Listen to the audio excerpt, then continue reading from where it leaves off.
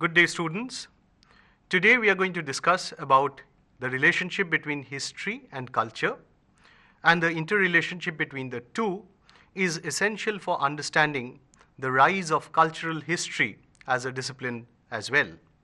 So in today's lecture, we would be dealing with how do we define culture, what is the relationship between culture and history, the way in which the discipline of cultural history has emerged over the course of the last 2 or 3 centuries, and also look at some of the criticisms which have been leveled against the discipline of cultural history as a whole, and how do we assess the relevance of this particular genre in today's perspective.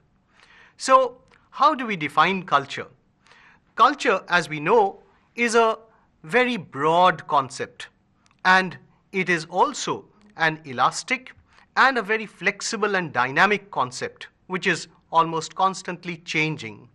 As we know, every society, every civilization throughout history has emerged and changed its course in the nature of circumstances and the people who inhabited it. There have been relations with other civilizations as well as changes which have come from within. So, this broad compass of the entirety of cultural relations which exists in a particular society is what we know as culture. However, it must also be understood that this is a very slippery concept, a hazy concept to define, and therefore it is difficult to define it precisely. Therefore, historians and even specialists of culture have tried to define the nature of this concept in various ways. For instance, in 1871, anthropologist Edward Tylor had tried to define culture as that complex whole which includes knowledge, belief, art, morals, law, custom, and any other capabilities and habits acquired by man as a member of society. In a similar manner, we find that in around the early 20th century, in around 1931, Bronislaw Malinowski, the anthropologist, tried to define culture as comprising of inherited objects, artifacts, goods, technical processes, and ideas, habits, and values at the same time. So it is this broad aspect of culture which is understood as being important to consider.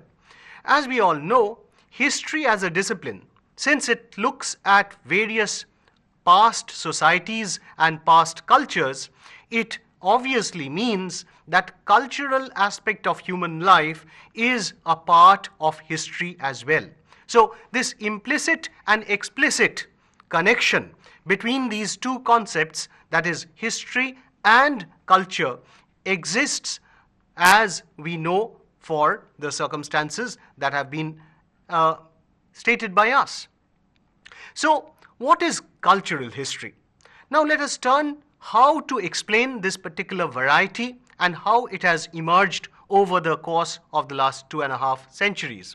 The Swiss historian Jacob Burckhardt remarked in 1882 that cultural history is a very vague concept. As we have just stated, cultural history combines several methods, methodologies of ethnography, methodology of anthropology, as well as of historical methods at the same time.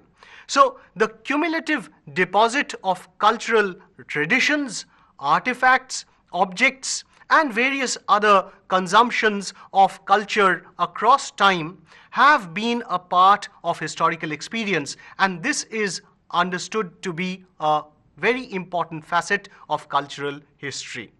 Cultural history, as Robert Darnton in around 1984 stated, that it begins from the premise that individual expression takes place within a general idiom. Therefore, particular instances of particular social circumstances and cultural history is a part of the expression of the general conduct of those societies as well. So the connection between the individual and the society or the community as a whole is part of the historical understanding of culture. So cultural history in this perspective is dependent on the world view of not just the text which the historian studies, but also the historical perspective of the historian, as well as the groups which were represented by the historians in their works. So culture works in a variety of ways as far as the historical consciousness is concerned. If we look at the facets of cultural history, then we can understand that history, and cultural history to be more precise, has varied dimensions. For instance, we find today the history of social practices, of norms, of various other forms of festivities and cultural aspects of a society. These form an important element of cultural history. There are also histories of culture which looks into faith, belief, and different kinds of ritual practices of a society, and the various traditions of belief within them, for example, in forms of tribal society, in mainstream society, in Dalit consciousness, and so on and so forth. There are also cultural histories which look at social relations, especially gender, and relationships between men and women, children, older traditions, and older society. And these all form a part of the kinship-oriented societies, and this is important for cultural history as well. There is also the history of food, cuisine, clothes, apparel, and these form an important element of the cultural aspect of human life. There are also cultural histories which look at the visual histories of societies. For example, expressions of art, culture, different kinds of sculpture and architecture. These form a part of cultural history as well. Cultural history is also inclusive of the genres of music, the traditions of songs, folk songs, ballads, and other kinds of oral histories. These also form a part of cultural history as well.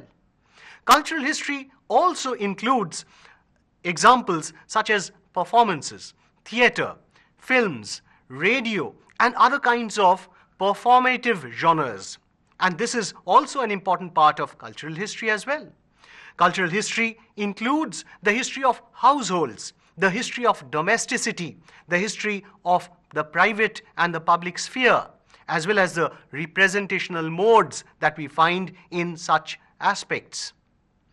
Cultural history is also another area is also included within it, which is the history of ideas, the history of education, the history of different forms of knowledge transmission, especially book history, and the history of print is another part of the cultural history of mankind. And these all have been studied by historians across cultures, across different traditions and civilizations, from the ancient to the modern period downwards. So the discipline of cultural history, or the genre of cultural history, is extremely broad, and it can encompass almost anything under the sun if it qualifies for the cultural aspect. Now, if we now turn to the way in which cultural history has emerged over the course of the last 2 or 3 centuries, then we can understand that prior to the 1780s, we find that culture was not considered as a part of the historical consciousness in its entirety. We have histories of philosophy, we have histories of painting, literature, art, and so on and so forth, but in a segregated manner prior to the 1780s. But after the 1780s, we find that there is an inclusive way of looking at cultural history as a whole. And this initiation of cultural history as a genre is important as a step forward from the 18th century onward.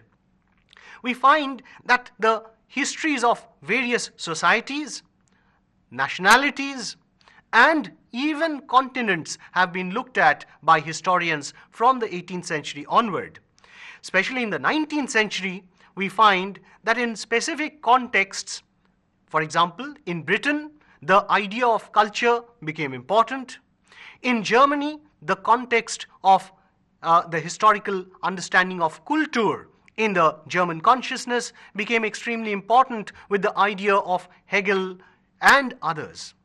And in France, however, it is not the concept of culture, but the concept of civilization which emerged from the 18th century onwards. The evolution of cultural history has been analyzed by scholars to have taken place during 4 successive phases. The first phase was from the 1800s to around the 1950s, which was considered as the classic phase. The second phase began from around the 1930s, and this was the phase of social history of art. The third phase was about the history of popular culture, and this began from the 1960s onward and continued down till the 1990s or so. And we find that the 1980s and 90s saw the beginning of a new trend, which is called the new cultural history tradition. So, if we turn to the first phase, then we will understand that the classic phase was a portrait of an age. The understandings of culture and cultural history during the 1780s onward was attempting to understand culture from the internal, intuitive aspect of society. That is, historians and scholars across the margin tried to understand the spirit of the age. In Germany, this was known as Zeitgeist, or the spirit of the age, and they tried, like the Swiss historian Jacob Burckhardt in his analysis of civilization of the Renaissance in Italy, and we find the Dutch historian Johan Huizinga in around the 1919 or so, writing his Autumn of the Middle Ages. And both these traditions, including G.M. Young, who was a historian of Britain, who wrote the Victorian England book in 1936, all of them tried to look at culture in an inclusive fashion. They tried to intuitively locate the origins of culture in the texts and the literature of the times. And we find that the themes, the symbols, and the methods of sentiments and forms became extremely important for such scholars who tried to look at the cultural history of different nations, and some instances are there wherein the nations were still in the making. For example, in Germany, Germany had still not become a nation, but the cultural history of Germany was being written at the same time. So these works tried to generalize certain features which tried to showcase the cultural continuity of those countries across time. And these were also written with a view to analyzing and to organizing popular consciousness. So they were written for the broader, wider audiences of their times. Some of the most important contributions during the classical phase came from Germany. We find that the sociologist Max Weber, despite not being a historian, in his work, The Protestant Ethic and the Spirit of Capitalism, tried to understand the cultural aspects of the growth of Protestantism. And this was also a part of cultural history as a whole. In a similar manner, the German sociologist Norbert Elias, in his book, The Civilizing Process, tried to show how the domestication of different forms of warrior nobility had taken place in Europe, especially Western Europe, from the 15th century onwards down till the 18th century. So such kinds of works tried to look at different forms of culture and cultural consciousness. In Germany, we find a particular tradition framing up during this time by Avi Warburg.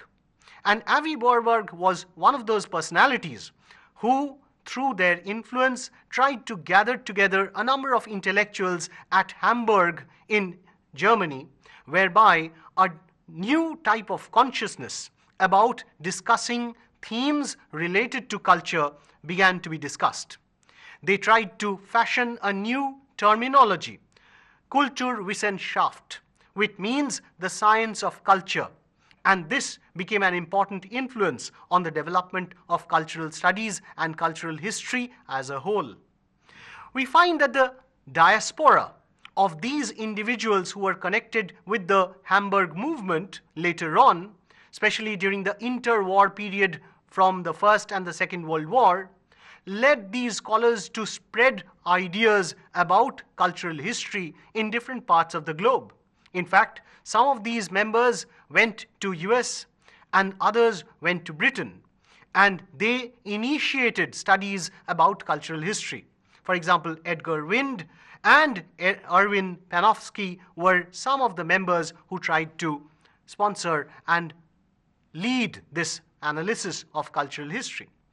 If we now come on to the second phase, then we can find that the second phase of cultural history and consciousness was, or rather it tried to look at cultural history as a reflection of society. Reflection of society means a new way of understanding certain modes of culture as a part of the economic and the social aspects of societies. We find that in US and in Britain, the diaspora of individuals from Germany and other places, especially the Jewish scholars, began their own studies of culture in different parts of the globe. In fact, Charles Beard and Mary Retta Beard, in their 1927 book, The Rise of American Civilization, was one of the pioneering studies of this kind of analysis about the cultural aspects of a society. And American civilization, through its different forms, from the automobiles to other aspects which were coming in the 20th century, were looked at by these historians. The diaspora scholars who came to England as a result of the war in the continent of Europe. For instance, we find the different scholars from Hungary, like for instance, Karl Mannheim, Arnold Hauser, and Frederick Antal spearheaded this movement towards cultural history in the interwar period. The trend to look at cultural history from the Marxist angle also became fashionable during the second phase.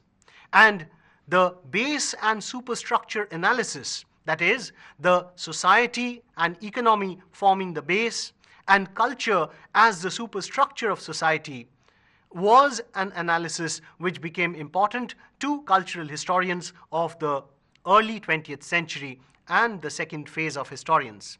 So these people stressed on cultural encounters, on cultural resistance, and different forms of class consciousness in the formation of different forms of culture and its expression during the ancient, medieval, and modern periods. The 20th century also saw the beginning of different courses on civilization and cultural history in different parts of the globe, especially in the US. And we find different initiatives being taken. For instance, Arthur Lovejoy, a historian at the Johns Hopkins University in America, began the Journal of the History of Ideas in 1940s, which was an important benchmark in the creation of cultural history as a whole. If we move on to the third phase of cultural history, then we find that this began from the 1960s, and it was specifically about the discovery of the people and popular culture. We must understand that popular culture, or Volkskultur, as it was known in Germany, was a pretty ancient or a movement which had begun right from the 18th century onwards. And this can be noted in the works of antiquarians, folklorists, and anthropologists as well. And these people tried in the 18th century to locate folk songs, folk tales, dances, ritual, art, and other such features of a society, especially German society, as a part of the cultural history of the German people. However, from the 1960s, the new type of academic analysis of cultural history began with a focus on popular culture.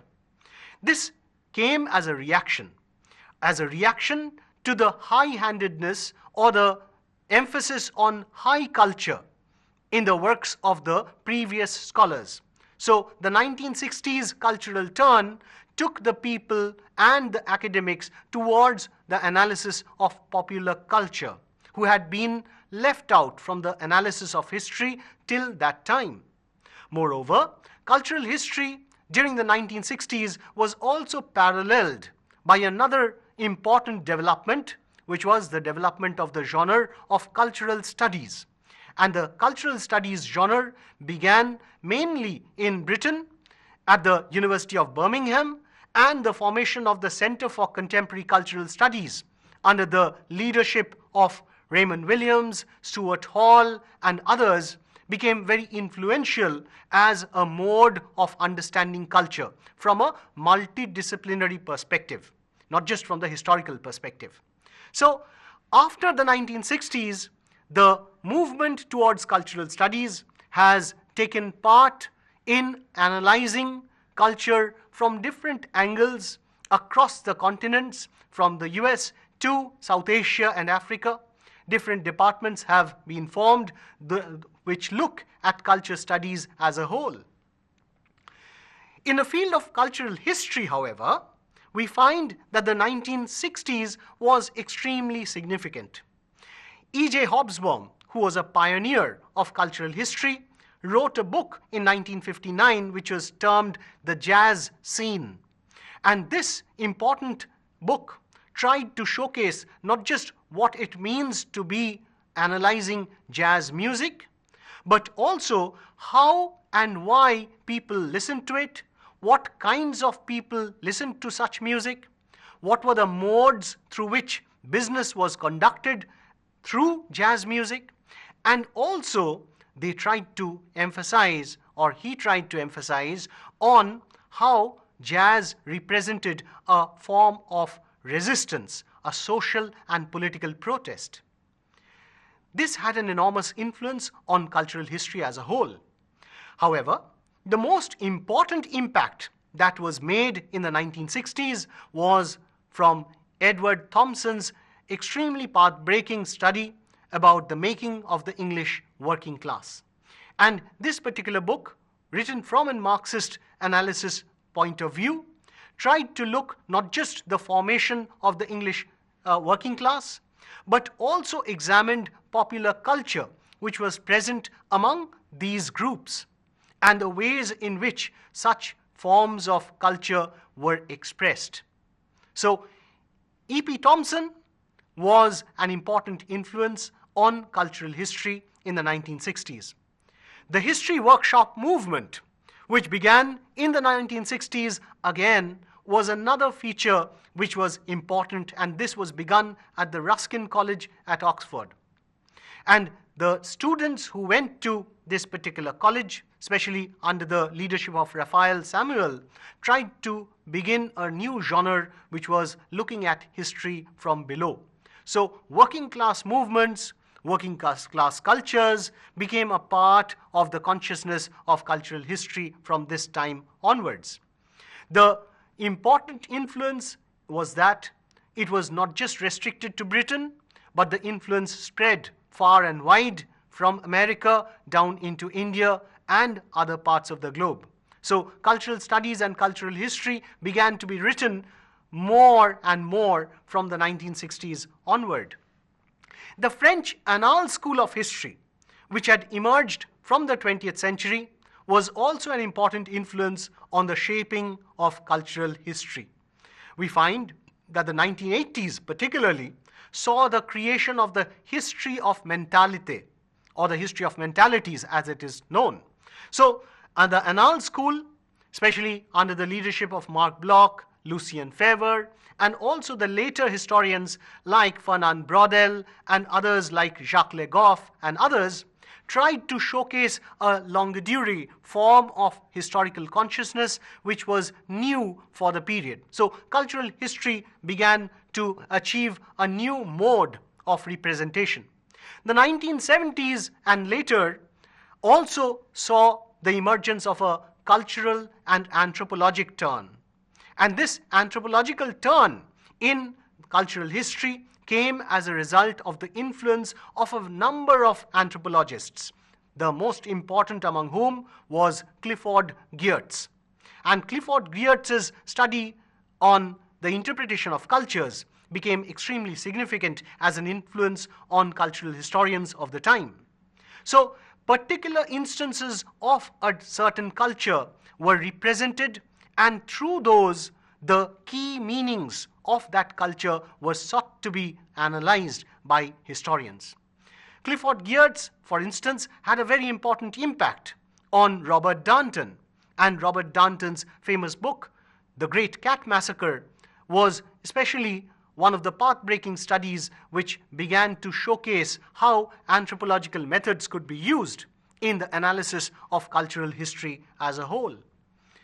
The anthropological movement in cultural history became extremely important in other parts as well. For example, Lynn Hunt and Natalie Davis in US, Carlo Ginzburg in Italy, and Hans Medic in Germany spread this analysis approach in their works in other parts of the globe. The rise of interest in popular culture became an important feature from this time, especially in the wake of postmodernism. We find that the link to the study of symbols became a significant aspect which cultural historians began to look at. And also the idea, which was borrowed from anthropology, that every society and culture has its own forms of symbols and rules and protocols of conduct, became significant as a method of analysis. We find that art historians too, from the 1980s onwards, began to analyze what they called visual cultures. So terminological changes also happened. The transformation of cultures across time and the way in which they tried to represent cultures began to change in the hands of historians from this period onwards. And it is with this that we arrive at the new cultural history term, which became popular in US and later on in other parts of the globe from the 1990s onward.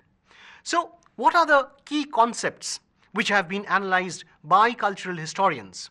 And these can be identified as cultural materialism, cultural practices, cultural representation, cultural politics, and also the social formation of a particular society, the way in which a particular culture articulates itself in a certain period of time, was also these became important as new concepts, new theoretical concepts which were used by cultural historians.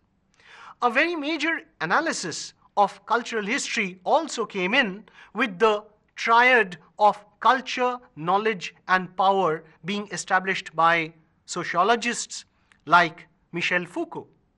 And this became an important analysis of how power was related to culture. Another form of consciousness that came in from the 1970s and 80s onward was popular culture, the role of ideology and hegemony, which had emerged from the early 20th century through the writings of Antonio Gramsci.